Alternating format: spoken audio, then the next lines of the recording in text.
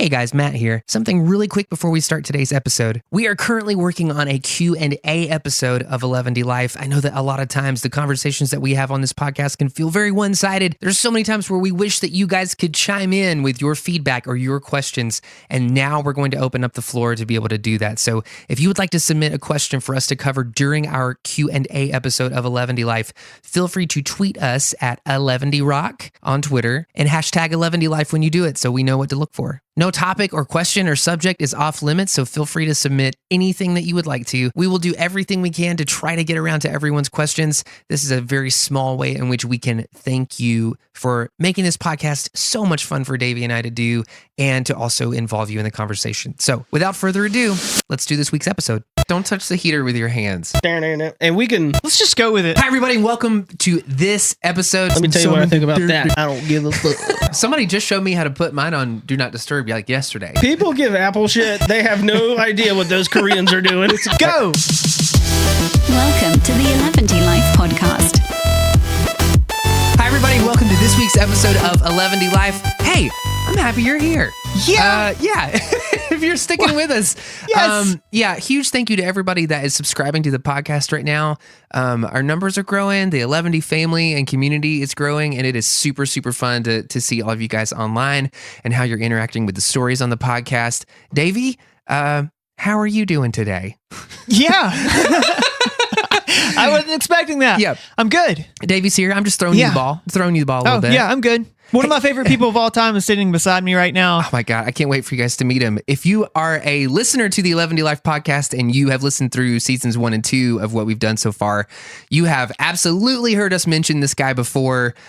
He played a crucial and important role in our musical career when we were teenagers. And I think that it's probably safe to say that we probably wouldn't be sitting here right now having a conversation with him on Pro Tools. Yeah. If it were not for that's true. The one and the only Ricky Rodriguez. Hey, the greatest Cuban since Ricky Ricardo. Hey, I have a question. Yes. Like, am I the first Cuban in this room? I think so. Well, I don't know. We don't know prior to Matt buying this house. I don't know what happened in this house before I got here. So, but if there was a Cuban in this room before, I'm assuming you're the only Cuban. Have there been any Cubans at this address? We need to find out. Do you have like some intuition? Can we Google this? No. Can you tell? Is it like a sixth sense? There's nothing about me that's Hispanic. How would we know? Except for the way I cook. What are the telltale signs that there was a Cuban living in your house before you got there? Cubans tend to live with like everybody in their family. So it's not just like a 4-piece. It would be like a 15-piece. This is a pretty spacey house. Wing bucket or family? Like that's exactly what it would be. And it would be a house that would have like 4 in-law quarters. Right, so you would have all the in-laws on the other side. It's just the way. It's the Cuban way. Dude, I honestly think that this property could support a Cuban household. Absolutely, I hope so. Well, if they cooked a lot of Cuban food, it would smell like garlic. I don't know. I'm particularly fond of Cuban food. Some of my favorite recipes are. I've actually texted you about Cuban recipes before. Was it the black beans? Yeah, it was the black beans. Black beans Is that the recipe? Black beans. It's black beans. I think some love is in there, and apparently garlic. Yes, and I'll eat it all day. And tobacco flakes. Cigar ash. Cuban cigar ash, please. Yeah, that's awesome. Can we get that on Amazon? I don't know. Okay, probably. So what we really wanted to talk about was, since we opened up conversations between America and Cuba, how has it really affected you? Seriously, my dad hates it.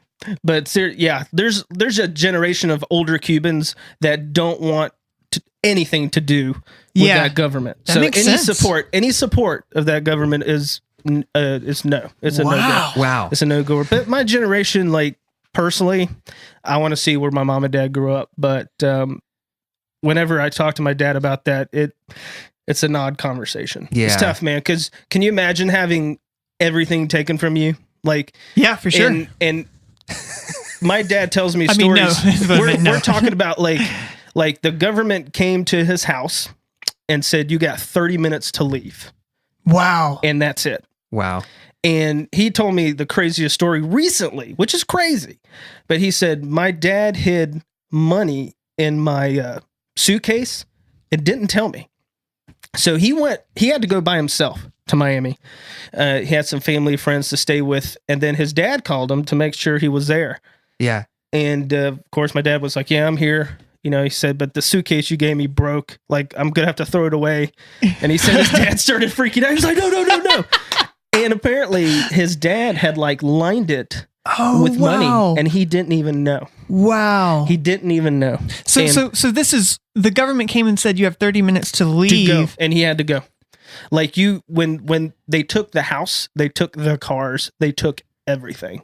They took it all. They took the basically personal property. Gone. Oh my God. What year was that? This had to be in the 50s, man. My dad came in the late 50s. Is this when Fidel showed up? Yes. Started because Fideling around? my mom would tell us stories of like bullet holes in the house, the gunshots. And because basically what they did was they would come into a town, and you have to think about it that, you know, the Catholic Church basically ran the towns. Like everything came through the church back then. School, your education, the healthcare, basically. And anybody that was in leadership was basically shot or arrested. Wow. And you know, Castro took out the church, obviously. And so this is like what your dad has grown up in. Yeah. Can you imagine that? And then coming to him. Yeah. So how old was he That's when so he crazy. got He to was in Miami? his late teens. He was like 16 or 17. My mom came when she was a little younger, but not much younger. But So are they from came the here with same nothing. part of Cuba? Are there parts of Cuba? Yes. Is that yes, a proper thing to yes. say? My mom's family was more well off. They had like multiple properties and different things. So man, like over the years as your parents get older, don't you like learn different stories? I heard that on one of you guys' podcasts.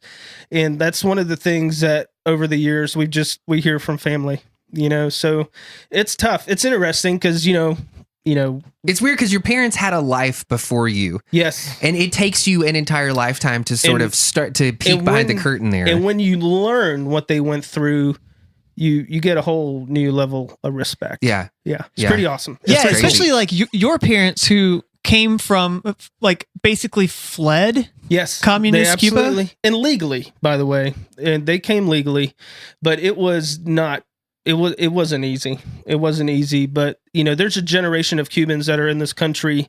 That generation are the generation that started all the businesses, you know, and they're running big businesses now. You know, it's just very entrepreneurial. You know, it's in our blood. Yeah, so we talked about this before we hit record, but that immigrant mentality of like, hey, it's on you. I don't think of it that way, but like now with my kids and talking with my kids and about it, you know, even about like the future, we talk about that. Like, hey, like being an entrepreneur has been in our family. Sure. And, you know, even with my daughter talking about business and stuff, man, because Matt, you know, when you're on your own, it's a different game. And it's, and it's, it is, I am 7 days a week, right? Sure. The joke was a couple of years ago with my wife, hey, I'm going to start taking like a Monday off. Yeah. And she was just like, what? You're not going to take a Monday. I'm going to try. I'm going to try. I think it took like 3 that year, but you know, it was a mentality. Right. It's just like there is a mentality that you got to bust it. So Ricky's probably the very first record producer that we ever met in 11D. That's very generous to call me that, by the way.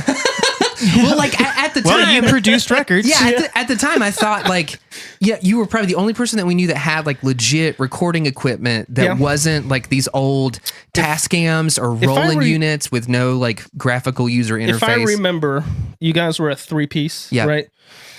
And you guys had opened up for my band. I was in a band at that time. I was in a band called 7 Miles. Yeah. And man, I loved y'all. I instantly got it. like when I saw y'all, I think you guys did like a cover of a worship song or something. I can't remember. Yeah. It was Shouts of the Lord. Yes. I wasn't in the band. And how did I know that? You guys still know. But it was like, because my background, like in the 90s, was like MXPX. Yeah. Like the old tooth and nail stuff. Yeah. Like when indie Christian music was like good. Yeah. And that's what I saw when I saw you guys. Which is so weird because that's what we were growing up on at the time. It is. I just got it. Like I saw you guys and instantly got it. So, but that's what I, you know, that was my feeling. Yeah. So what happened then? So you 11 I was like, you gotta let me record your EP. Yeah, we were looking for somebody to record, and we knew nothing about recording. Like we literally just thought, well, maybe what studios are basically like glorified like Sony voice recorders. Yeah. Like- and we just, back then, recording was like a pro hobbyist thing for me, right? Because I had a family and I was working, but I had been obsessed with it for a long time. And I had a Pro Tools rig. I was recording my own band stuff and recording some local stuff, but it was, man, that was a very good time. Like me and my dad were talking about it. It was just a great time. You had recorded this EP for the band 7 Miles. Yes. Yep. And I remember, dude, we did that on a Roland. I can't remember. It was either at the 2480 or 880. It was a hard disk recorder. Yeah. Super old school. Yeah. Hard disc. Yeah. With faders. It had faders that moved. I remember listening to that record in the car on the way home because I think either you or Benton, the singer, had given us a copy of it. And I was just like, this sounds better than literally every other recording that we're hearing people do locally. Well, I appreciate that. Yeah. I mean, it was great. That like, was what we... Man, but that band was also really solid. Yeah, also Benton, like, he's a friend of all of ours. Yeah. He is one of the greatest singers on earth, and Benton has the strongest vocal. Like when that dude sings in a room, it's unbelievable. Yeah. He actually was on America's Got Talent. Yes, he was. Benton. Long story short, was the singer for my band for a lot of years. We're still very close. We're still very, we're best friends. And he went into country music, which is where he shined. Yeah. I think he's hit his groove in that genre. But he got on America's Got Talent and killed it. Like people fell in love with him. Top 3? Yes. Top people fell 2 in love maybe? with him. Like people don't realize the talent that comes out of my area. Like we're out of Burke County. I'm in Morganton, North Carolina, but there's a ton of talent, and most of the talent just leaves. They go to Nashville. Yeah. And he's just one of many that he just crushed it. Yeah.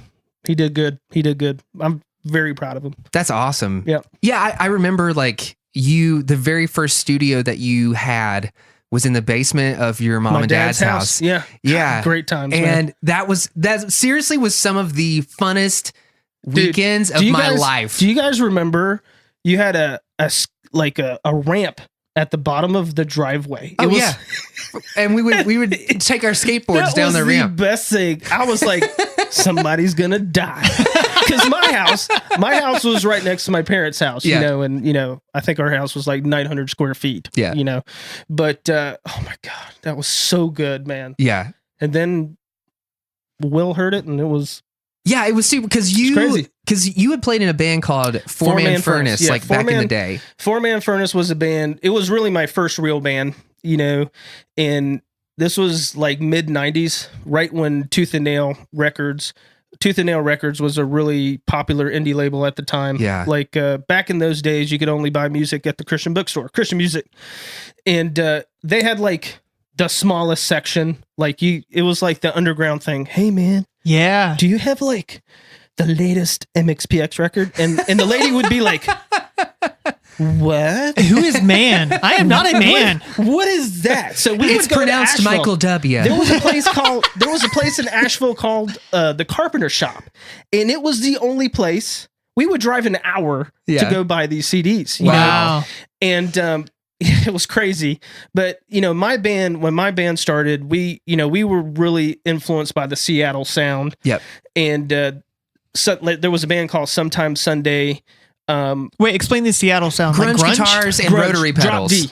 Like Ooh. we're talking like Soundgarden, Okay, sure. Alice in Chains. Yeah. Oh, okay, Yeah. gotcha. Those were the precursors to Nirvana. Like when Nirvana hit, it all changed, obviously. Right. Yeah. Pearl Jam, Foo Fighters, you name it. Like, I got to watch that happen, and it was a huge influence on me. So of course that was in our music. And so we were the band that, like, if a Tooth and Nail band came to the East Coast, we would just open up for them. Yeah. And we got to meet some really awesome people. Like, we played with MXPX when they were still like 15 years old. Yeah. It was crazy. Wow. They had like sleeping bags in the back of their van. And we played a show in Virginia Beach. It was the hottest. It was so hot. Yeah. But we were sweating, and I actually had long hair back then, which was really funny. Yeah. But that was the stuff that influenced me. Yeah. And I got to see it firsthand. And I was a fan of the bands we were playing with. Yeah. And we got to know a lot of those guys. There was another band called 7 Day Jesus. They eventually went on to Forefront, but they were on another indie label. Yeah. And that was just some of the best stuff. To this day, I still listen to that music and I love it. And that stuff influenced my band. So anyway, long story short, to get to Will, here we are, 4-Man Furnace. We're playing with all these bands, and we played an event with Clayton King. Who's like a speaker that we kind of grew up with. At that time, he was like youth, all over. Yeah. Now he's a pastor at New Spring now. So, and we still keep up. We're on good, we're all on good terms with that crew. But more than likely. But anyway, Will had seen us at an event, and they were starting this label called, they were going to call it, I think at that time, flickerrecords.com. And we were like, man, that's a stupid. What year was this? This was like 90, had to be like mid 90s. The .com boom. Yeah, man, it was hilarious. So he was like, hey, it was us and Bleach. Forefront was looking at Bleach and us. Yeah. Like it was this big thing. We were like, but my drummer, thank God my drummer, because when I think about it then, I was, hindsight's 2020, but we knew a lot of these bands were already miserable. Yeah. They signed the worst deals. So all the Tooth and Nail bands? Like Tooth and Nail would send you a fax. They would fax it back then, and they were like, well, we give you $400. And my drummer was like, for 10 records. He was like, what the crap? Thank God our drummer knew, was like, something's not right. But anyway, that's how we developed a relationship with Will, and we just had always, he would take us to the Audio A shows, and they were blowing up with DC Talk at the time. Yeah. DC Talk I think they were the first million selling band at that time, and Audio A was with them for all those tours. Yeah. And they just, because they were signed to the same, so we ended up on the same management company that Audio A and DC Talk used to be with, and still are, I think, to some degree, except for Audio A left.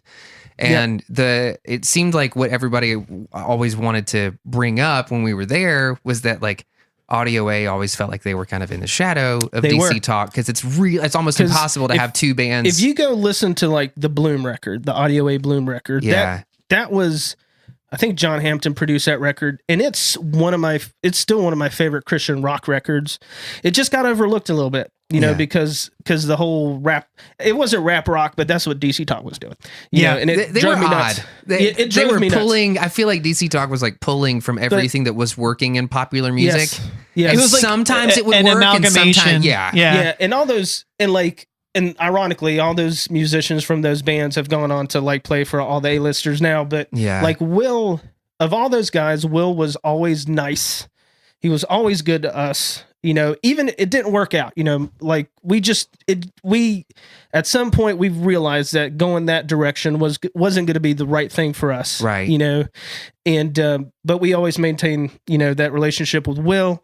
And then of course I was like, hey, listen to this band. I think this may be, interesting for you. And he called me back. Yeah. He was just like, get them in the studio, do more. Yeah. He wanted more. And man, you guys just kept on. You brought better stuff every time. You did. You really did. If you think about it, you guys just kept on really the early, maybe that first record. I think a lot of the pre-production from that record, we basically did at my place. Yeah. So yeah, no, that's awesome to hear. That's totally true. I think one of the things that always kind of blew my mind was, so the older that I get, it's I have my own studio. I worked in other people's studios. I'm in and out of a bunch of different studios, because now it's most records normally are kind of done in anywhere from 1 to 5 different studios, depending on who all's a part of the project. Mm-hmm. And they're done so remotely now. So it's you might use one studio to go track drums in, and then maybe your guitar player just has a shit ton of awesome gear to be able to track guitars with. So you do that with them. Oh yeah. But back then it was you had the only studio, you had the only way of recording. Yeah, we just did it all for anybody in our group. Yeah. And I just remember calling you up sometime, and you had no reason to do this for me, but you were literally dude, let me know when you're coming. I'll leave it unlocked. Yeah. And I would drive up from college and literally spend entire weekends tracking demos and songs in your studio. And you were so cool about it. I love, like even now, like if I'm not encouraging, right, people, I think I'm doing it wrong. Sure. You know, and you're an example of somebody that just sort of took the ball and ran with it. You know, do you remember the side project stuff you would post on MySpace? Do you remember that stuff? Oh, yeah. I don't even remember what it's called. The Circuits. It was like a precursor to the Jelly Rocks. Yeah. I think. Okay. Yeah. Much better name. What people The don't Circuits. realize, when people like, I would listen to that stuff and it would just blow my mind, like how good it was. And I remember talking to you. I'm like, how are you doing this stuff? You were like, I'm just doing it and reading on my laptop. I was like, dang it. Like, it's like that level of like, it's like when you see somebody super talented and you get a little jealous about Sure. it. Like you had it. You know what I'm saying? You had it. You just took the ball and ran with it. You know? No, I feel like I was constantly just learning and I couldn't learn enough. Well, I still feel that way, Matt. Like Yeah. I'm still learning I feel like every month I run across something that like I feel like I need to work on. Yeah. You know? So one of the coolest things is that now, like fast forward to today, Ricky is still a record producer, Yep. but now he's like 24/7 produces records for people. Mhm. And you also are like super accomplished session guitarist as well. I mean, there's probably Listen, no man. telling how many Listen, records man. you've played on. I'm a Cuban that can play la bamba. That's it. With a southern That's accent. all your website says. That's it. I'm like, F everybody. It's just a Listen to me headshot play with La that. Bamba. Okay. Yes, I play guitar. I'm a guitar nerd. Yeah. You are I a am. guitar nerd. Yeah, I think I am. you were one of the first full-fledged guitar nerds I ever knew. Dude, I'm still nerding out about gear. I just posted 7 videos on YouTube, and the video is a fake fireplace, a speaker cabinet, and me playing a Line 6 pedal. No joke. I did it the other night. I don't know why. I was like, I'm just going to do this. That made no sense to me. I was Yeah. like, I showed my wife, and she goes, really, babe? I'm like, yeah, babe. I did it. Yeah. That's me. You actually, Ricky, since we're on the topic of just like stroking each other's egos here, Okay. because that seems to be No, what we're- no. So, but what you did for me, because I was in a different band because after the 1187 thing, we're going to Days go off back, screen. we're going to go through the whole Days thing. off Right. screen. Yeah. So I was friends with the 1187 folks, more like I hung out when they were practicing because I was a lot younger than them. So ended up getting introduced to Ricky through Yep. 1187, and then we tracked some records together. That was the first time I had actually considered guitar tone. Oh, wow. That's crazy. Or how important it was. How important? Well, I mean, I was Yeah. 16 Dude, you guys, the first time we showed up, but you guys were like you guys were like the crazy people on a pirate ship. That band. I have no idea what that This means. is the band that Like, you were in. You got a crew on a pirate ship. Yeah, right? yeah. Like you got the dudes that are like, "Hey, Captain, we're gonna go with you." Then you got the crazy dudes that, Right. like, if you You watch just the never movies, know what they're going to do. that was your band. You were the crazy pirate dudes. like the. Hey, go on. Explain okay, that. what was the first drummer? Well, I've got- Satterfield. Matt Satterfield. Okay. Oh my God. Okay. I wanted to kill. What was it? He had that double bass pedal, right? Yeah. Oh my God. Yeah, no, that was tough. Listen, producers, when you see the double bass pedal, burn it. Yeah, but that's the thing. Also, like, Yeah, yeah. if you are a producer and you're producing a band that's like where the members are younger than 20, Yeah. that's a challenge. It That's was- always going to be a challenge. Well, Davey, I loved you guys because you guys grew a Yeah, lot. yeah, for like, sure. If there was something that you guys did, you guys really took some things to a different level. You really did. And I love that experience. I love that. Yeah, So, it was so much fun. you guys were great. I mean, seriously, great. Crazy energy. We did some songs that were just nuts. We did. I don't think it would be crazy to say that maybe Davey and I had a very similar experience with you where after we tracked with you for the first couple times, I literally went home and I was like, I've got to get my shit together. Yo, yeah, for sure. Now Like- I understand what it means to be really tight on guitar. Yeah. Why everything has to be like I think, well, I don't run into this situation much anymore because we'll talk about that later yeah. with bands because I feel like we're living in a generation that everybody is used to playing to a click track. Right. Right. Like everybody's got a laptop, or you can pull up a metronome on your phone and you can practice. Yeah. Right. But you guys didn't have that luxury. No. And that To didn't buy exist. a click track costs like $250. Like I grew up, my dad bought me a drum machine, like my 8th or 9th grade year of school. Yeah. So I was just used to playing to a drum machine, right? Yeah. Of course, back then I was like playing like 80s shredder riffs. Yeah. And so my drummer in my first band just did not like me because I was like, you need to play like Tighten it up. you need to play like Yeah. my drum machine. And he was like, well, I don't play like a freaking drum machine. And then of course we go into the studio and he gets his butt whooped, Right. but yeah, like I didn't have that. I had the drum machine and I had assumed, Yeah. right, that everybody Everybody else was going to be on the grid. and it was not that way. The rest of us are constantly ahead of the grid. Like all of us. Everybody's ahead. And you know what's funny nowadays? Like nowadays, it's just so easy to fix that kind of stuff. Yeah. But it wasn't about fixing it later. It was just about learning your craft. Yeah. And I actually we used to film everything. So like from when we were like 16, I have this video of like, it was Adam Overstreet tracking guitar and it was you saying, do it again. And it like, I'm not kidding. I don't remember this. It was like 45 times Ricky said, do it again. And I cut it all together. So it was like Adam's face, he's playing and it's like Adam's real happy. And Why then didn't we have YouTube? Ricky says, do it again. And then like after a while, Adam's face just gets sadder and sadder and sadder. It was, listen, man. Oh, no, but Adam totally learned from that. Like because literally the last time I was in the studio with Adam, he was tracking He's phenomenal. guitars for the Revelry. Yeah, he's phenomenal. He slept through 8 hours of the session, woke up for the 9th hour, and we thought he's been snoring through us tracking. Wrote something on the spot. Yeah, And he crushed it. we're like, all Crushed right, it. are you ready to do your? Are you ready to do your? Oh, I love it. Your track, Adam, and he was like, yeah. I'm gonna do this. I now. can I'm totally gonna see get him some doing coffee. that. Yeah. Yeah, And he slayed it. I think that going back to now, like musicians just there's a lot of advantages that people don't realize, and as far as with equipment and gear and Accessibility to like everything. the technology's there crap. Like, my wife jokes with me about this, but I was, my daughter picked up the guitar and bass really quick. yeah. And I'm not a very good guitar teacher, but I showed her some basic stuff. I'm like, listen, the rest of it, just Google it. It's true. And you know what? I you have walked the in on option. her a couple, like last year playing something. I'm like, where'd you learn that? She's like, YouTube. I was like, Yeah. of course. Songster.com. Yeah, it's awesome. If that had existed whenever we were coming up. God. Holy But crap. I am thankful I didn't have that as a young person. I think, my filter wouldn't have been as good as it is now, Yeah. But those were good times, man. I look at them fondly. you know? Yeah. Yeah, I do too. Definitely a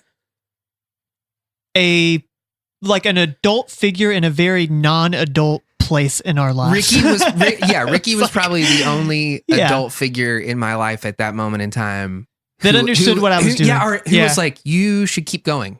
You should like definitely keep doing Yeah. what you're doing. And like, I totally like affirming in the songs that I was writing, and he just got it. But also he kinda also had a hard-ass. context to get it. Like, yeah, it was crazy. Hey, thank you. It's hard Yeah, for dude. me to accept the compliments, but I think again, I think it's a lot of it's my background, but I just had a young man in my studio this week and, he felt like he was spinning his wheels a little bit and, Like in his career or in the yes, session? just in stuff. Okay. Life stuff.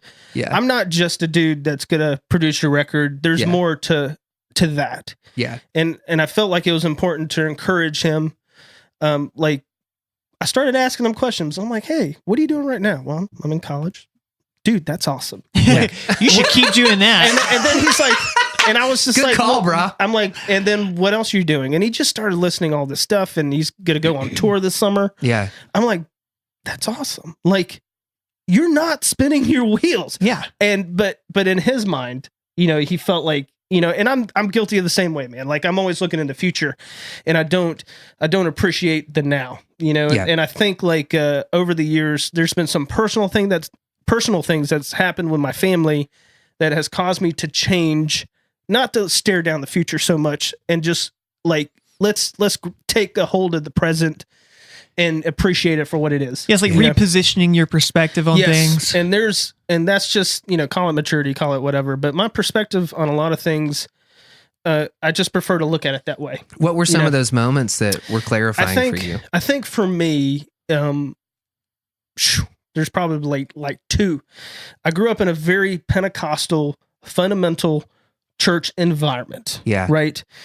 And I'm still a believer, but back in those days, it was not healthy. It was not a healthy environment. I'm not saying I wasn't healthy, but You're saying like the Pentecostal culture that you were exposed to at the time. It was not healthy. Absolutely Gotcha. not. Absolutely not. What do you mean by that? Man, I don't want to get too specific, but just I can give you some examples. Sure. The whole not listening to mainstream music, right? Okay, gotcha. I did not listen to any mainstream music till I had my own car. And I had to hide everything from my family, from my dad, because he would take all my stuff. This was like early 90s? Yeah, man. That seems to be a reoccurring theme.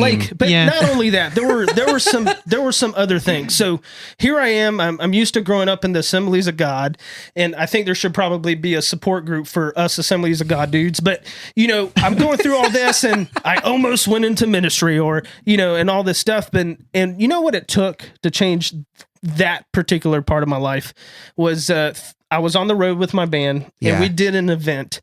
I think it was with Clayton King. And when you grow up in a Pentecostal church, Baptists are evil. Okay. In the Assemblies of God church back in the day, Baptists are evil. The Baptists were saying the same thing about you. It was like, and your devil worshiping parents. The Baptists believe once you're saved, you're always saved. And that's not right. But we can't control people with fear with beliefs like that. You can lose your salvation and you can still go to hell. And that's sort of like so when you're told that, right? Sure. And that's still out there, by the way. That I'm making fun of a theological issue that is a really huge issue, but it really does exist. And so here I am, I'm doing this event, and I'm like, here I am on the road with a bunch of Baptist guys. And they're good dudes, and I'm at healthy churches, and I'm at healthy churches that are not Assemblies of God. But this totally sounds like someone who is being deprogrammed from the cult. Yeah. Yes. Yeah. And that's what happened. You're realizing that the other Christians aren't that bad. Yes, that's exactly what happened. And I come home, I'm like, okay, this isn't right. And I wasn't never a rebellious kid with my parents. Yeah. It's not my personality, but when it came to that, I started drifting away from, like, even musically, the Christian music I listened to, the heavier, the better, the louder, the better. I didn't give a crap, and that really shaped some things. And then the second thing was, when my son was born, after my son was born, which is our second kid. We've only got 2 kids. My wife had cancer. Yeah. And we went through like a 5-6 year run where she had cancer 2 times, basically. And that really kickstarted things in me. Yeah. And I had to think about some things. I was recording a lot. Dude, I would work full time and then go to the studio and work till midnight. Yeah. And I did that for years. Yeah. It never stopped. Yeah. And one day I was like, all right, something's got to change. Right. And I had to think about that. And the catalyst for this was Tyson getting watching my wife go through that.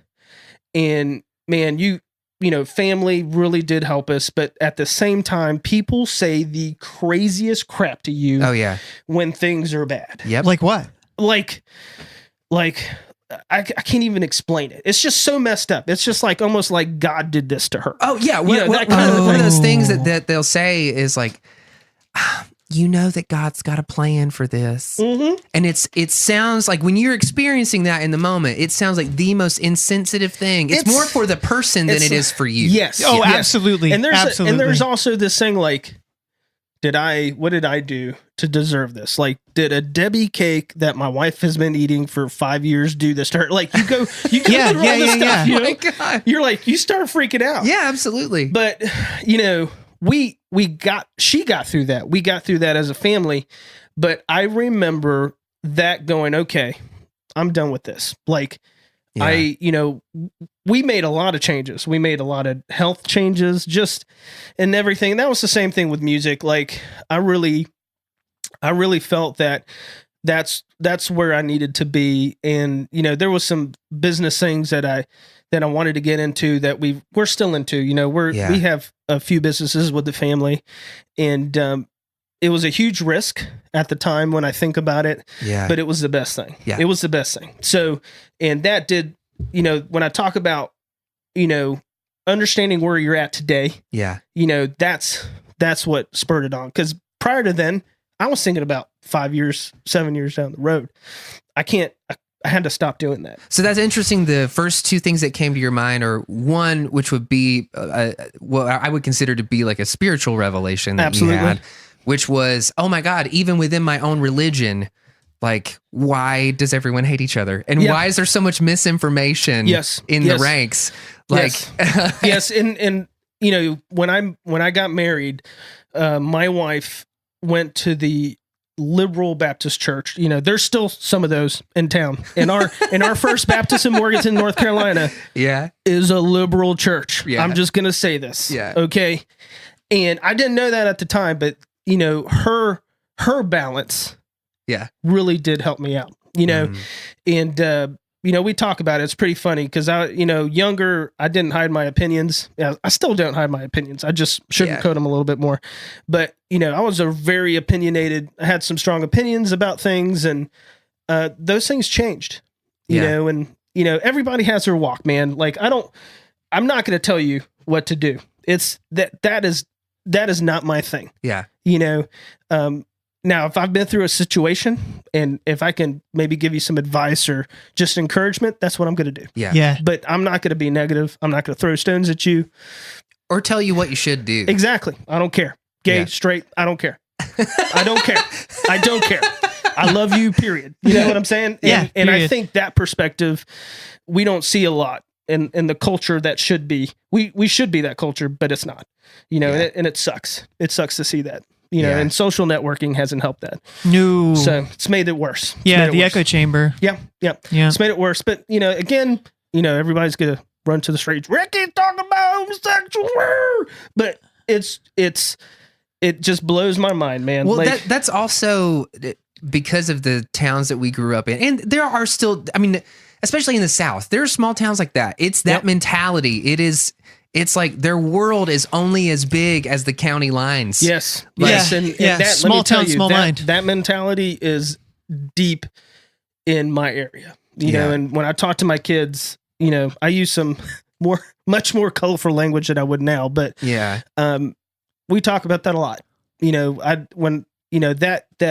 There is a culture of just spinning your wheels and it's okay to stay at home and live off the government or live off of mom and dad. Yeah. It's not okay, but that culture is very much there, Well, I think I could probably contribute the widening of my worldview almost directly to getting in a van with a bunch of dudes. Absolutely. And just driving. Yeah. It's and going and playing shows and being in, bands are incredible vehicles for expanding your worldview. Some of the best people I have met have been on the road. And if anything's been good about Facebook is that I've been able to reconnect with a lot of those people. And, it's awesome, man. I still run into people that recognize me and be like, hey, man, I loved this record. Or I loved, blah, blah, blah. I love 7 Miles. And it's awesome. But over the years, people recognize me for different things now. And it's cool. It's cool to watch that happen. Yeah. Yeah, it's that, like, being in a band, like, college does some things for some people, right? So, like, college for a lot of people is just to, like, expand your worldview, your perspective. Yeah, college did nothing for me. Yeah, well, I'm trying to sugarcoat it. It's like, college is meant to be this thing that, like, prepares you for the real world, right? Being in a band, in a van, and trying to make it prepared me more for so much more than anything else I've ever done. If you want to be in a band and you're in a band, you should take your crap seriously. You should run it like a business. Yep, absolutely. You should understand where the money comes from. Where's you it should going? know where the money's going. Yeah. You need to understand how promoters will screw you because they will screw you. Yeah. And you need, every band is so quick, or even solo artists are quick to, like, pawn off, hey, I need to find somebody to handle this, my booking or social networking. No, you need to do it. Like, you got to do it. Like, I think as a rule of thumb, I think that people want to say, especially artists that I talk to now, particularly, they think they come up against something, they feel a little bit of pushback or feel like they might not be in their wheelhouse. And so they immediately think, oh my God, I must delegate this. Let's talk about Benton, right? Benton Blunt played, like, with 7 Miles. I felt like we would leave Thursdays and not come back till Sunday or Monday. And we did that for years. Yeah. Years. And we worked our butts off. Yeah. And we did not... In all honesty, we really didn't need a label. If we could have just gotten on iTunes, which was we couldn't at that time, you know, and it was really hard. You and Benton are in 7 Miles 7 at the Miles. time. And yeah. So this was our band, you know, but going back to being a business, right?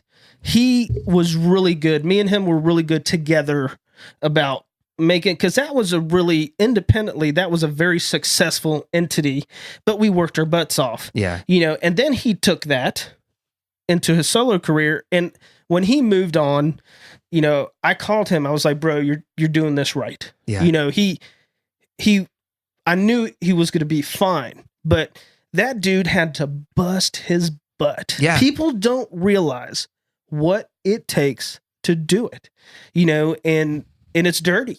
Like, you got to play bars. You got to play bars. Yeah. You think Joe Bonamassa, like, just woke up one day and was shredding at the King Albert Hall? No, that's not the way it works. Or, you know, he was shedding at the Java Shack. Yeah. You know, and people, like, you know, it is work, you know, and, you know, if labels now are looking at anything, they're looking at people that handle their business. Well, I think that they're looking to acquire businesses. Yes. Yeah. That's exactly what it is. Yeah, exactly. They're in partner in the acquisitions game.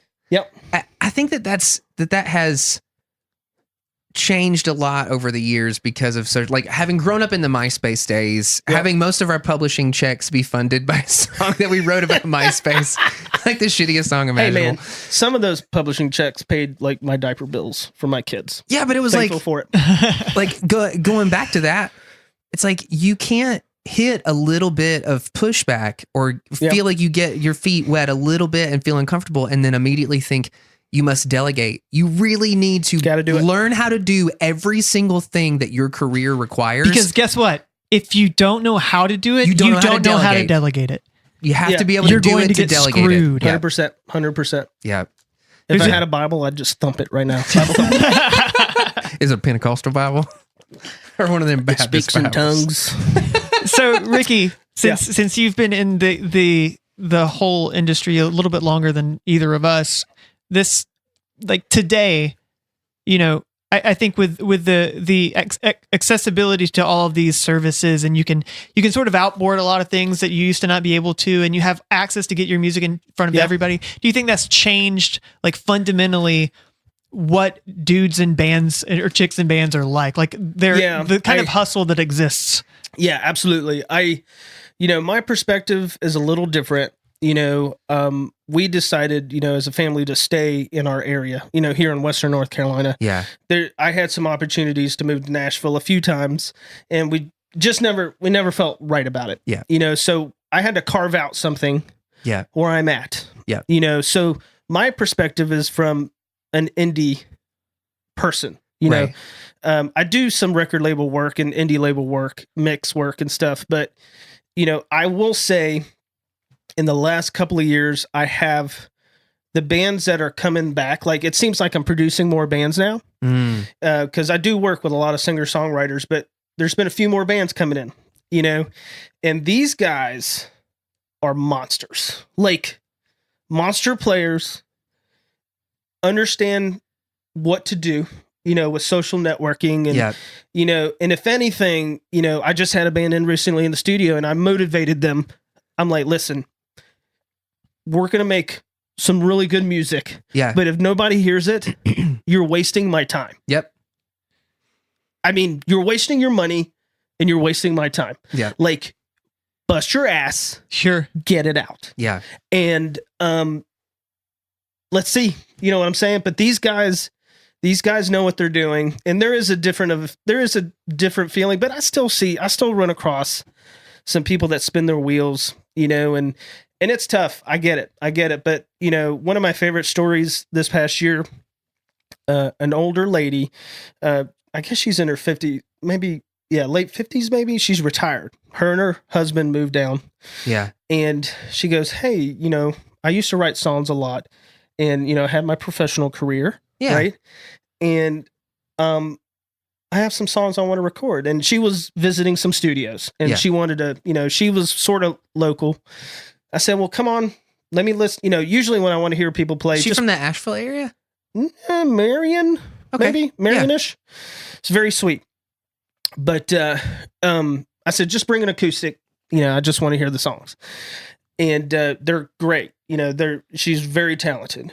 And I told her my opinion. And, she is somebody that retired, wanted to pick that career back up, and she's doing great. And what kind of music is it? And it's folk. It's like folk. But she's playing with some girls out. She's gigging. She gigs at the wineries in Morganton. Neat. And like, that's awesome, man. Like it's cool to watch her do that, and I get to help her, get these songs out, and it's not even about the style to me. It's just the fact that, hey, I get what you're doing. This is what I hear. If you're cool with it, let's do it, And so from that perspective, she totally understands what she has to do with the music, but the younger people, there's a female last year that did a single with me, and she did a fantastic job, man. She's working it. Because I just think nowadays, if you have a guitar or a keyboard, you can just go perform.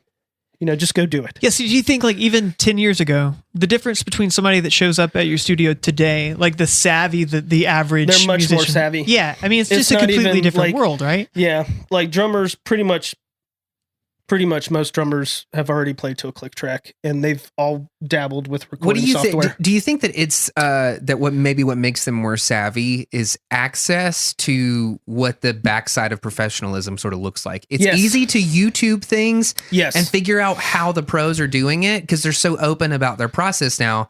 Well, some people are. Well, but you can go enough people are. Like rig rundown and like stuff like this on YouTube. Like I love the rig rundown stuff, like going over pedals and stuff. But yeah, I do like I do run across some people. This is, I don't know if you've ever been approached by this, but I do clean up a lot of people's recordings. Yeah. They'll send me stuff and we'll end up cleaning it up before I mix it. Mm-hmm. And they tried. And then that's the last time they'll ever record. Again, they'll just come and do it at my studio. Right. Does that make sense? Yeah. Like they see it. Oh, I just bought a laptop. I mean, I'll talk about this conversation. I don't care. That dude was sort of an a-hole. But this dude called me.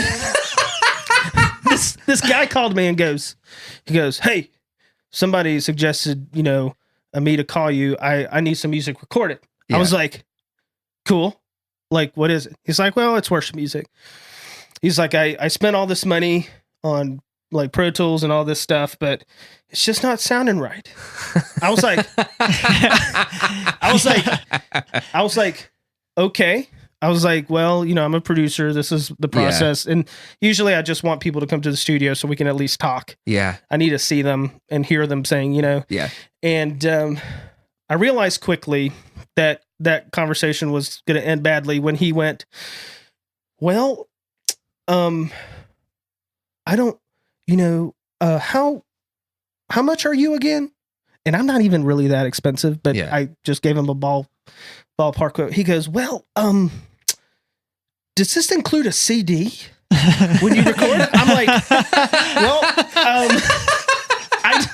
I was like, a what? I was like, no. Include a CD? A CD. Well, how are people going to hear my music? I'm like, do you have a, we're talking on cell phones, smartphones? He goes, yeah. Oh my God. I said, you do realize the kids in your youth group listen to music through their phones, right? He goes, yeah. I'm like, yeah, you just put it on Apple Music. It costs you like $30 to put it on every service. He goes, oh, I didn't think about it. He wanted one CD so he could go home and burn it. Yes. He wanted to burn it on his own. I was like, bro, like nobody even cares about CDs anymore. You know, I'm like, if anything, you just give 100 away is what you're going to do. Yeah. But, yeah, it was really hard for me not to be a smartass in that conversation. But that's what happens. The dude didn't really want to spend money. He just wanted to pick my brain. Maybe he was just trying to get something free, you know, whatever. Well, it sounds like he just didn't understand what the thing was. And that's where we were like 15 years ago, 10 years ago.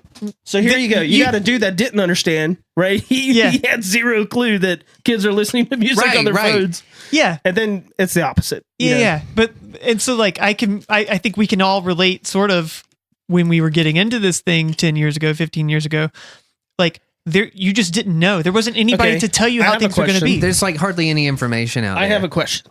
Okay. 11E7. Yeah. Hypothetically, we find somebody to finance a record. We go produce a record for 11E7. This is 15 years ago, 10 years ago, whatever. Like, would you have released it? Like, would have you preferred to control everything? Like, have it on iTunes, have it on Apple Music? Like, would have you preferred that or what you guys went through as far as distribution? You know, that's really the question. Wait, do you mean with like if all the technology and services existed today? Yeah, like so that's where I feel like there's a falsity that kind of gets perpetuated where you have a lot of people that are like, man, you don't need anything. Like you have all the tools that you need right here and right now, and like you can make it. And have they that try person go shop a single to the radio. Yes, oh seriously. my God. Absolutely. Oh my gosh. So it's how much do you think was spent on shopping your first single? Oh God! I mean, I would say thousands. Yeah, at least at the very least, easily thousands. Just to get your songs in front of radio people. If I remember correctly, some of y'all singles like were the fastest singles to the top 10 that label ever had. If I remember correctly, we had some success with Flickr. Like it was fun. It was cool. It was right place, right time. I heard nothing but positive things. But it's also Christian rock radio, so it's like 30 spins a week gets you to the top. I think it's like 300. It's nothing compared to actual radio. That's one thing that I don't think people understand. People don't understand the difference that in the mainstream market, it's millions. To get any kind of success like that. So you have artists who are already successful perpetuating this myth to younger artists who don't know any better. You can just do it on your own, but that you can do it on your own. You need professionals. Yes. You need to learn. Yep. Like you have a lot of mistakes to make. Like Davey and I are still making mistakes. Like, of course. I think Davey and I are pretty damn good at the music business, but here's why. Because we spent a decade in bands and vans on the road. Well, you learned. Yeah. Like sucking at everything. And she's at everything. She's like sucking at sucking at social media, sucking at marketing, sucking at singing, sucking at playing, sucking at talking to fans. Oh my God. Sucking at the literally list goes all on. of it. Until like you just keep going and you just keep burning a little bit and then you realize you don't suck as bad as you did yesterday. And finally momentum, trajectory. Yes, exactly. Or it's like I don't think bands know how to spend money. They don't know where to spend money and what the right things are to spend money on. Spend money on yourself. And I don't mean like drinking and buying weed. I mean, spend money on professional development. Like if you're a terrible guitar player, go call up your local guitar store and find the coolest dude that they have there. Musician. Yes. And pay him for a half hour of his time. Like, and you know what else I think is important for young bands is you just nailed it, is developing your craft. Yeah.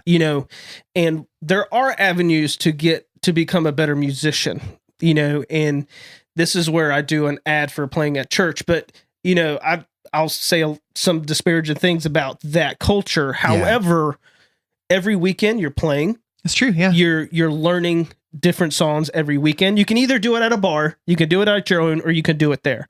But you got to like get your chops. Yeah. Right?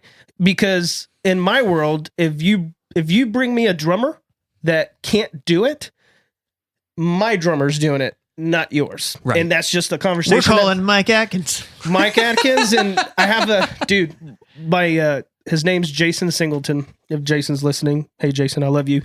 But I met Jason a couple of years ago, and him and Mike are some of the most talented people. It's insane. Mike, yeah, is crazy. Yeah. He's nuts. He's so good. Yeah. And Jason's the same way, man. And these are guys that help me make my records. Yeah. And if I didn't have them, man, I don't know what I would do. I treat them like fine china, like gold. Yeah. You know, because I love them, first of all. But, you know, I had to, like, a lot of the guys that came through my town that were good musicians, they all came through my studio. And then they all left me. They left me by myself. Right. But I still use them. I make them drive to my studio. I feed them burritos. But that's one thing, like to like most producers play guitar. Yeah. Would you you're say right. that? Yeah, but like That's true in this room. You can fake your way. You can make guitar happen. You can make bass happen. You can make keys happen. Yeah, but drums, to bro. be a good drummer takes forever. Drums requires a dude that understands verses, pre-choruses, dynamics. Yeah. Like Transition. I mean, some of my favorite producers have been drummers, and then you've got like guys like Dave Grohl that he just does everything great. Yeah. You know, and I mean, he's a huge example, but he is a good example of just an excellent drummer, great rhythm guitar player, great guitar player. Yeah. You know, he just does it all. Yeah. I think he sticks to his wheelhouse. Oh, and yeah. that's why most of the stuff that he does is just so amazing. I was lucky enough to see them on the Color and the Shape tour. And just watching that Incredible, arc, man. watching that arc happen was just unbelievable. You know what Matt bought me for Christmas? What? Their new record on vinyl. Shush. Okay. Did you like it? Dude, I love it. I love it. The last song on that record with Yes, all the it's good. harmonies sounds like Pink Floyd. It's- the dude from Boys to Men is one of those See, harmonies. That hurt my soul when I read that because I think the dude who produced it, who's a great producer, by the way. He's like the Adele guy. Yeah. Right? Yeah, he's awesome. But it's really super produced. And I prefer the Foo Fighter records that they did at Dave's house. You know, the more like raw, Wasted Light. Yeah, the more raw records where With it's no just, harmonies. it's just that stuff. Like, I love it. Yeah. Like personally, Yeah. it's just that's my wheelhouse. You know, when I listen to those records and I'll revisit them and I'm like, God, man, like the production on those records is just it's perfect. You know, to me, it's perfect. I love it. So I would credit me being a producer today with you teaching me Pro Tools. And me like getting a feel for like what a producer actually does and like sitting down and going through that process. I love producing music. I love producing for other bands. Yep. You have that same passion. Yep. What were some of those producers for you growing up that once you started noticing what they were doing? You know, early on, we would just go book time. You know, there was a studio in Statesville, North Carolina that had a 1-inch tape machine, you know, and Kent was a great dude who owned it and he would just cut us loose in there. Yeah. You know, and I learned a lot, you know, especially with 4-tracks and stuff. But I have played guitar on a lot of different records for a lot of different people over the years. The last 10 years, I've just done it on my own and sent out the stems or whatever. But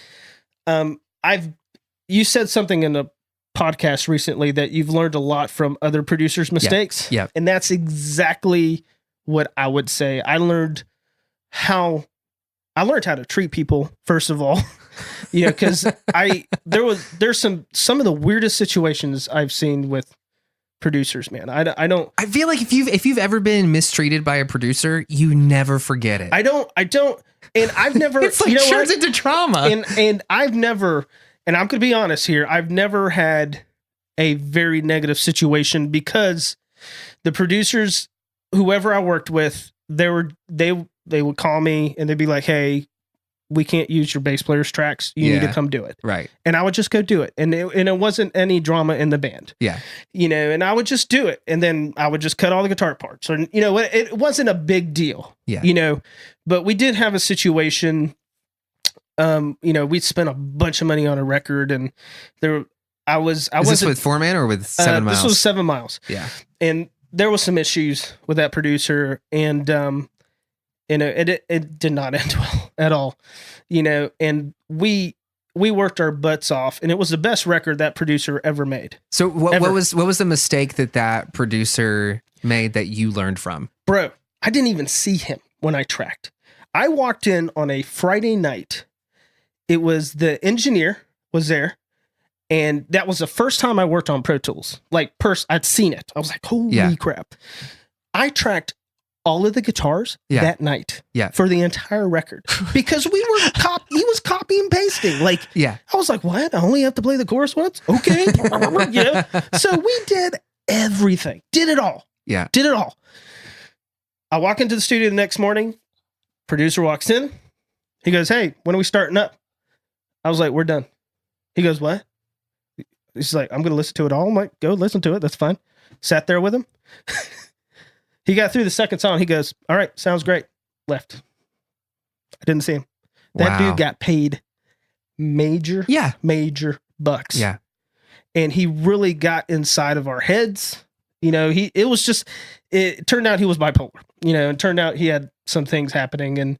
But it just screwed up the psyche of the band, you know, and let's be honest, in Christian music, if you don't sound like Chris Tomlin, you're screwed, you know?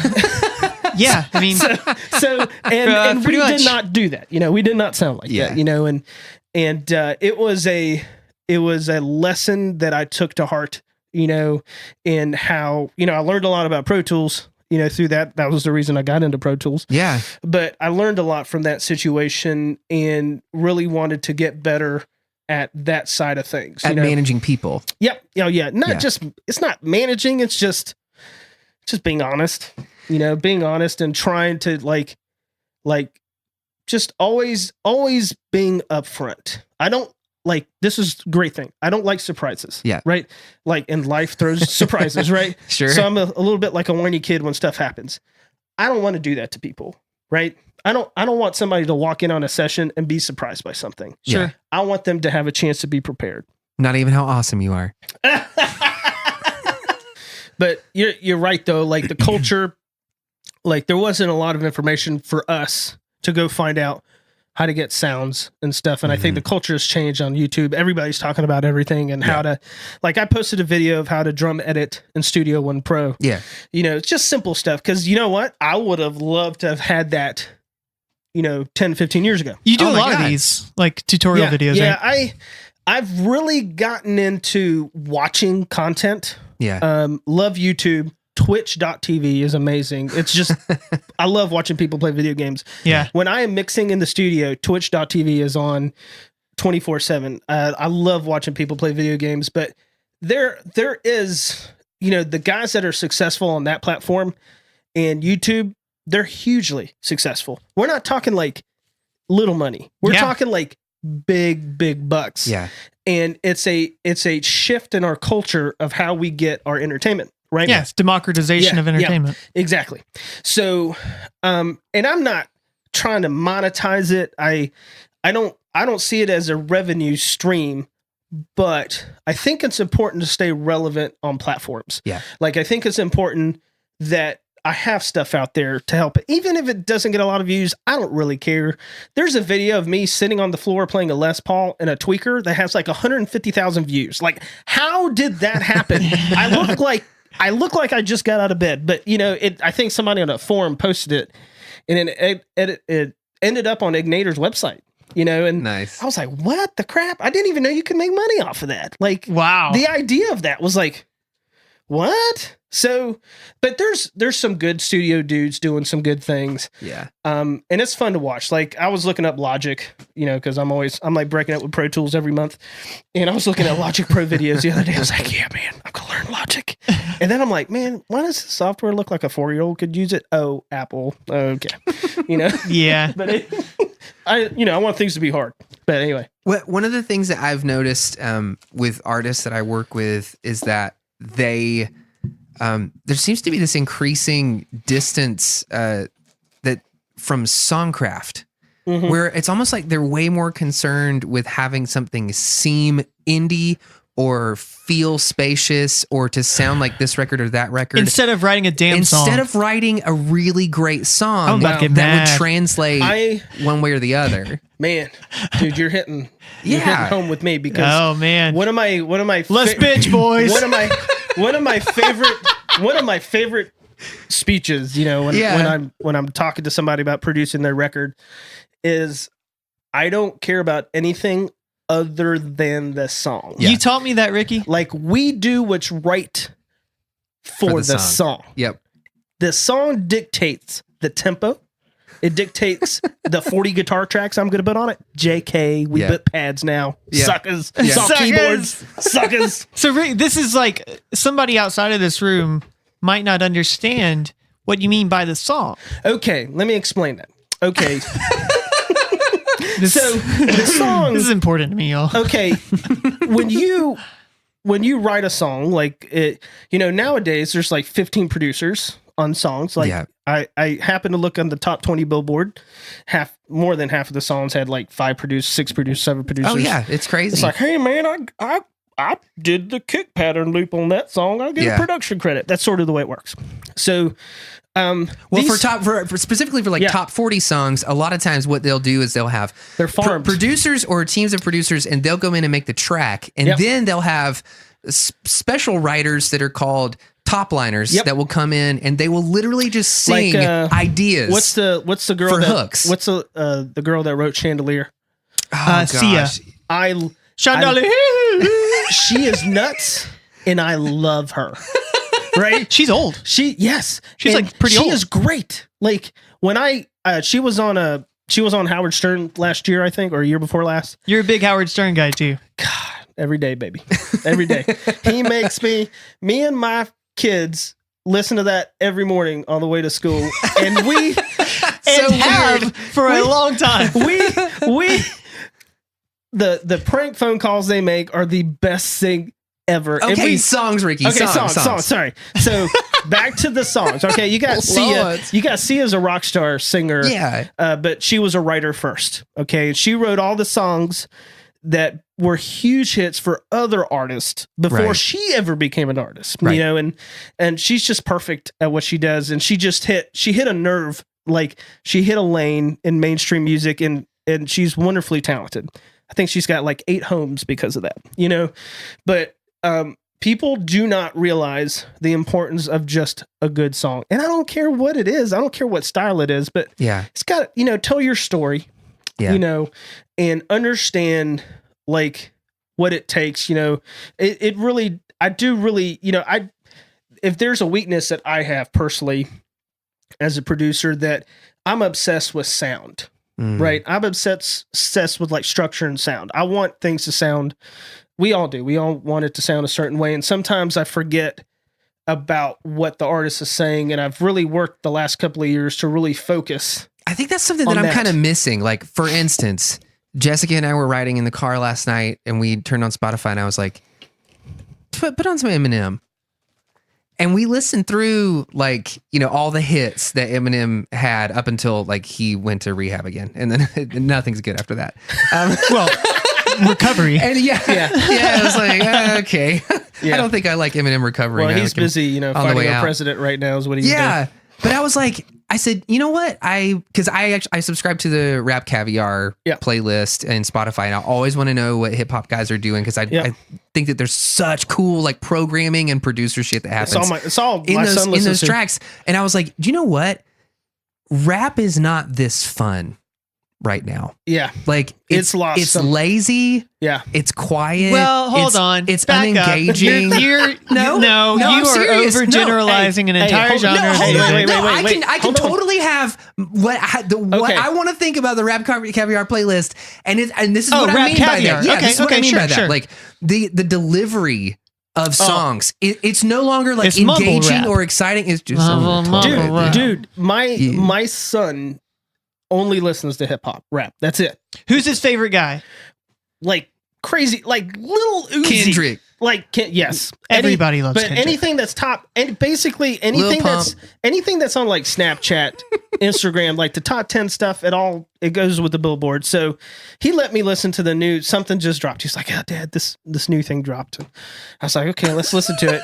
Because I'm like, your kid talks like that. Dad, this new thing dropped. Yeah, we have to check it out. Listen, my son is like raising a 65-year-old man. Like he's like totally chill.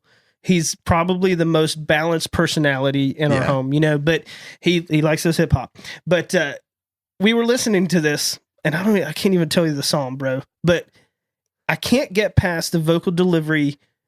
It's like the auto-tune, monotone. Yeah. It's distorted, and he's talking. Yep. It's mumble.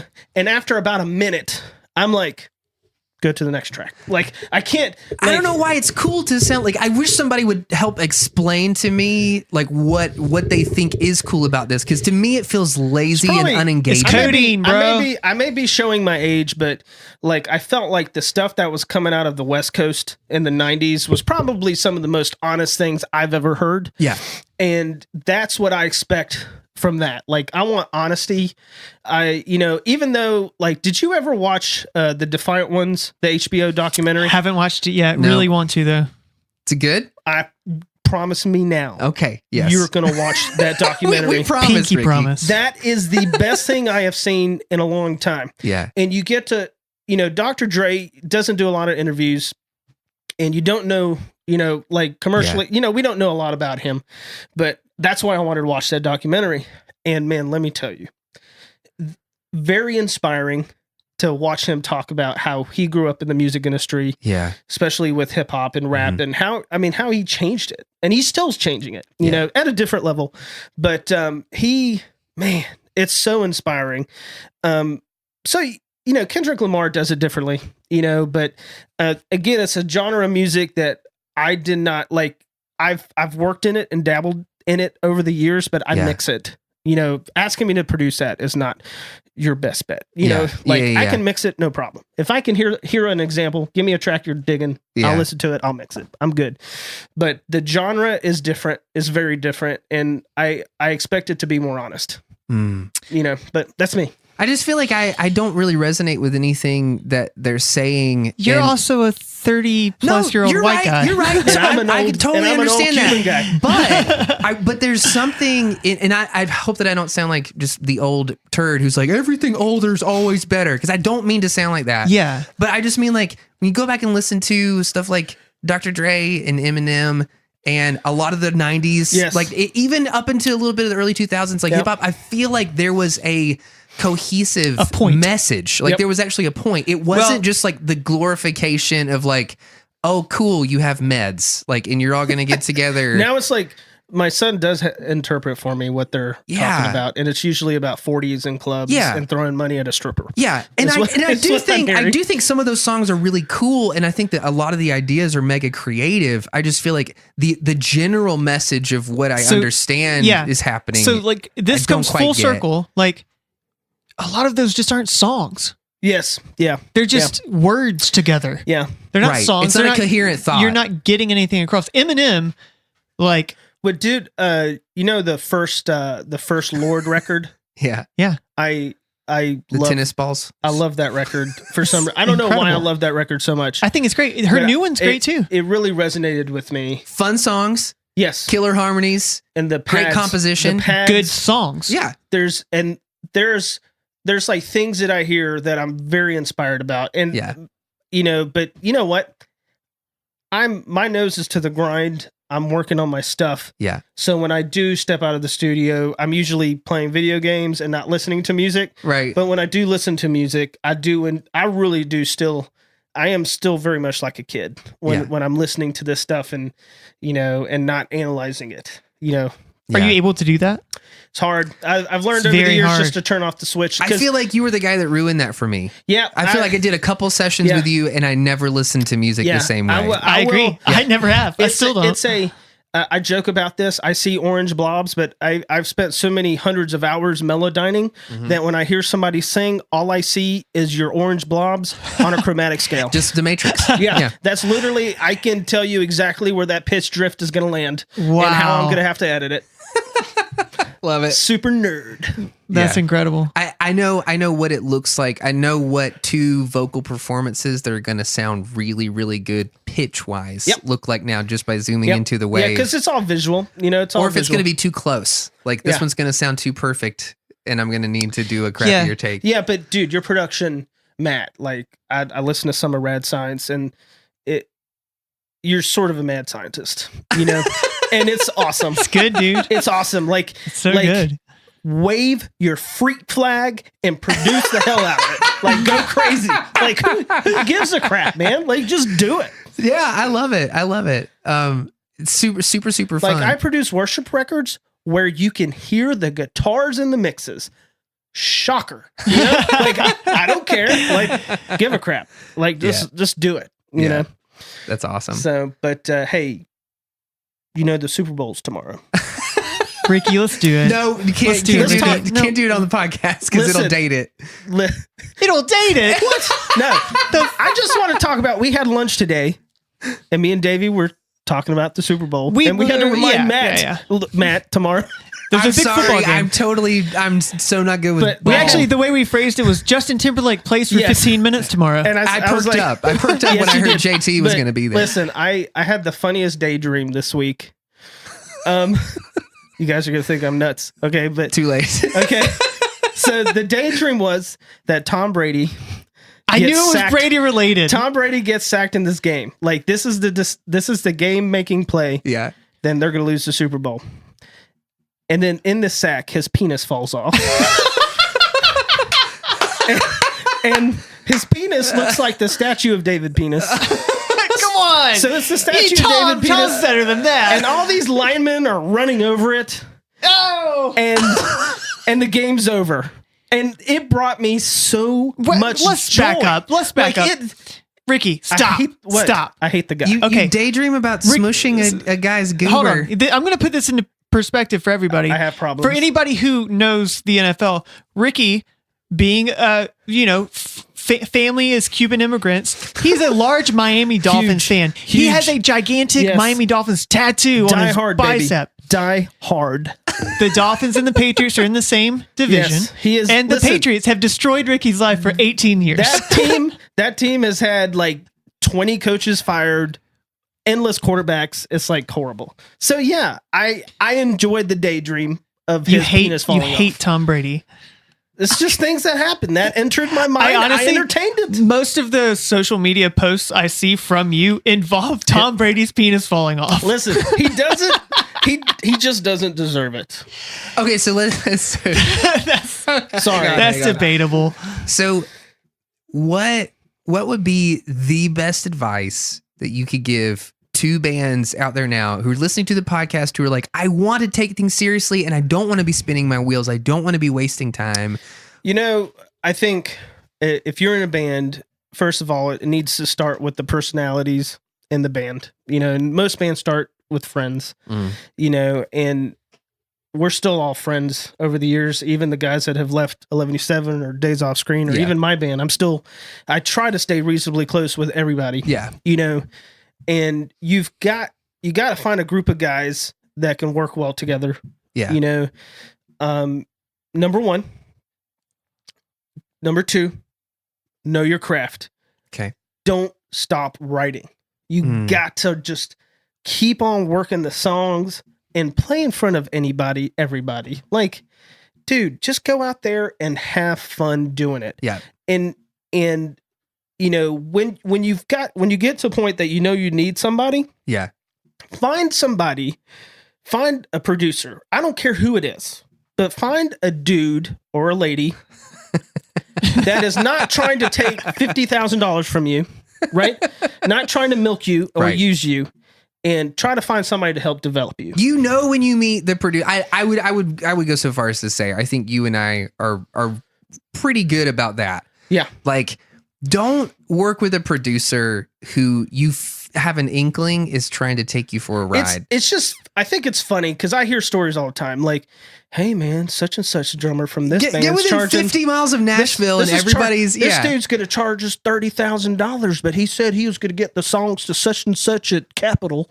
You know, okay, that's not the way it works. Don't pay somebody to put your music in front of a guy at a record label. Exactly. That's not a good move. You need to focus. You know, you don't need to go into debt, you know, for these crazy records, or go, you know, try to control as much as you can control. Like, you know, we were talking about bands sort of pawning off other things, you know, control your booking, control your things, run it like a business. Because like in 2018, just because this guy at Capitol likes your song doesn't mean anything. It doesn't mean shit. You have to already be a good functioning business before Yes, right. Capitol's going to partner with you. Nobody's being signed because all of a sudden somebody hears their demo. You have to grow a brand worth buying. No one's calling the guy and being like, you know that sound you've been looking for? Well, here it is. And then turning it to the live stage. You just got to be dedicated to it, man. And you're right. You said earlier how some people run into, some resistance and they just sort of fold. Yeah.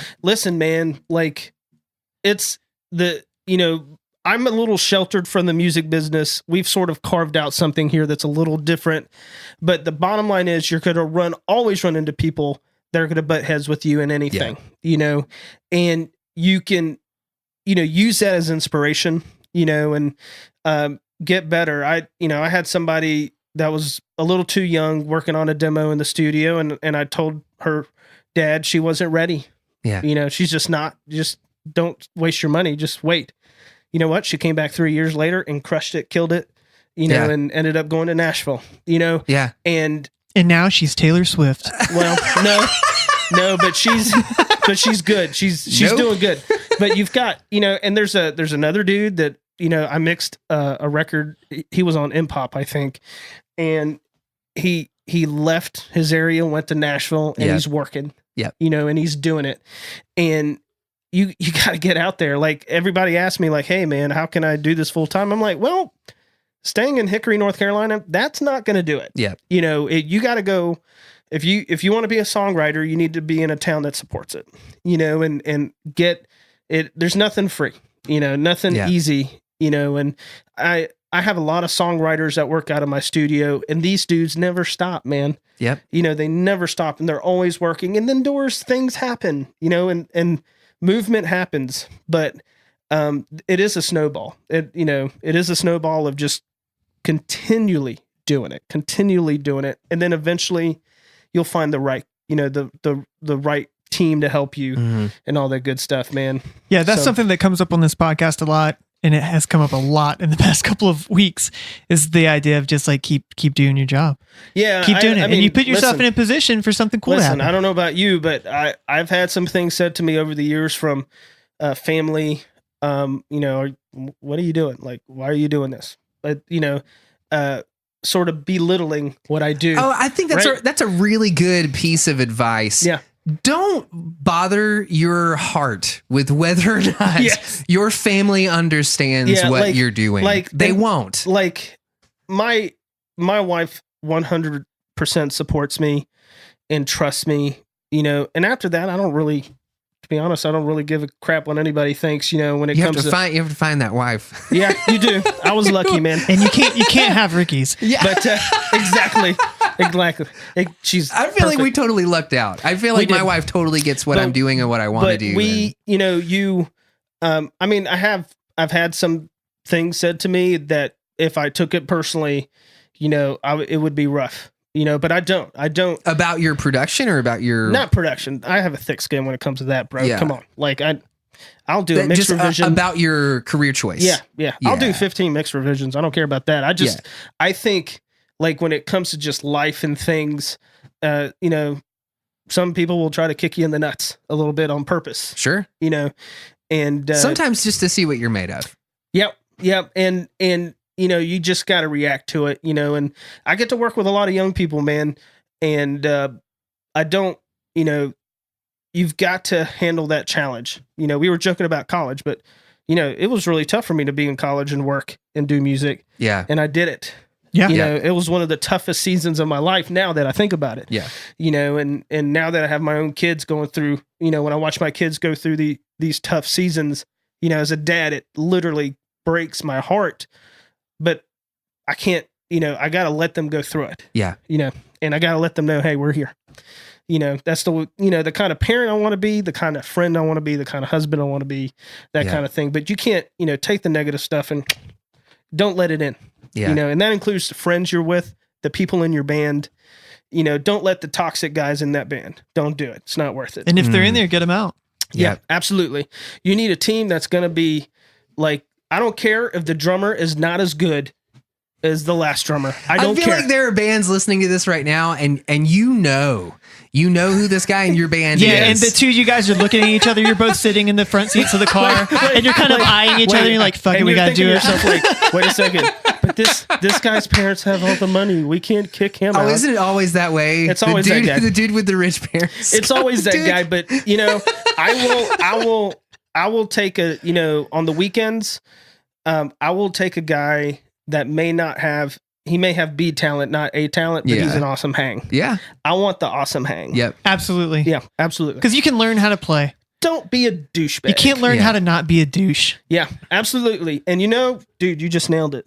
I would say 90% of people do improve, by just sheer being in the situation.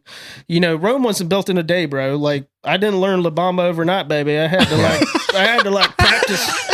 I thought that was instinctual. I didn't come out of the womb playing La Bamba. I had to learn it. So, God. So this is one thing that I think maybe you and I are similar on, and maybe I learned from you. Oh, I man. feel like when I come across an artist that I'm producing or that I'm working with, if I see in that artist that they're taking it seriously and that they are putting in the time and they are putting in the effort and they really do want to make a go of it and they really do want to see themselves in a career, like making a living in music. Yeah. I go out of my way.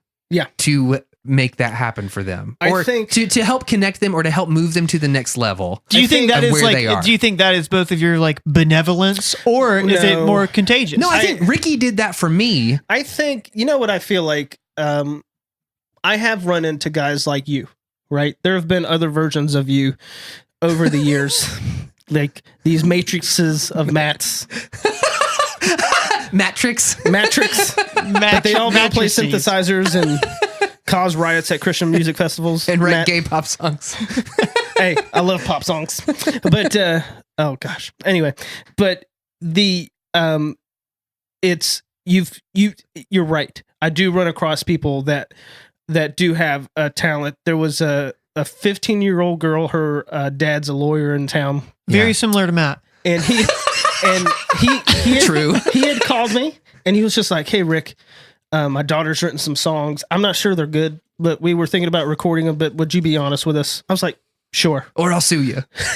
No, he's turned out to be great. But you know what? She came and to the studio and has a just really, ever heard of I think her name is it Nico or Miko? She's out of LA, but she's sort of folksy, but that's who she reminded me of. She has like this naturally really cool vocal. And I was like, what? She can barely play 3 chords. Yeah. Yeah. But she's got something going. Something cool. Yeah.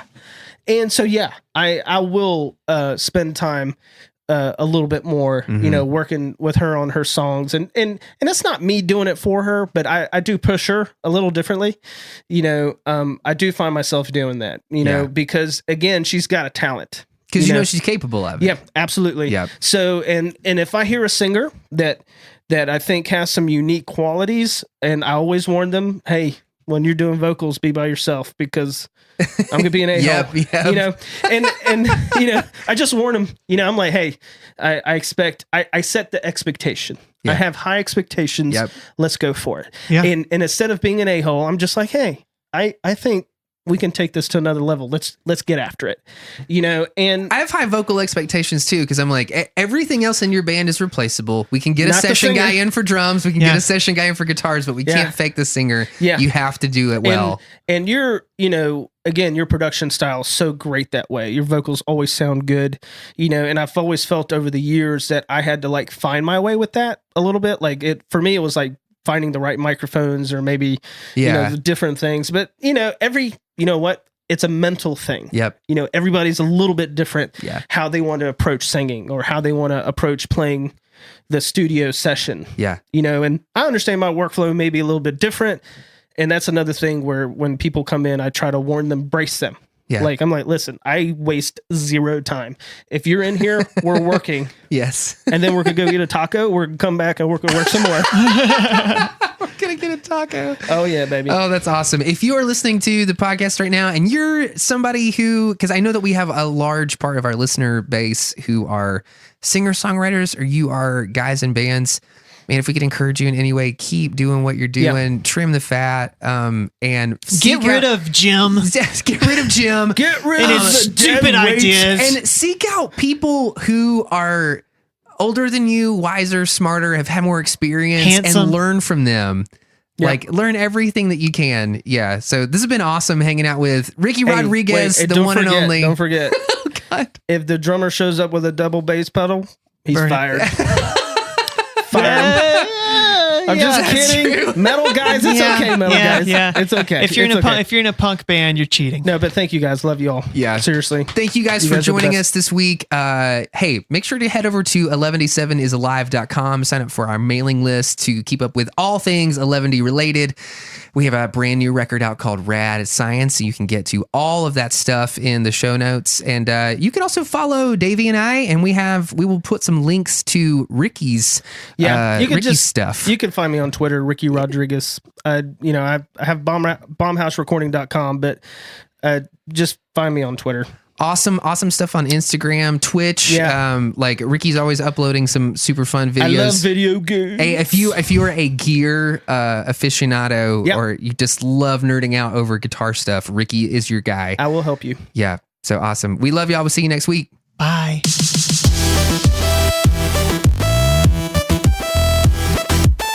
11T Life is a production of Rock Candy Recordings and Rock Candy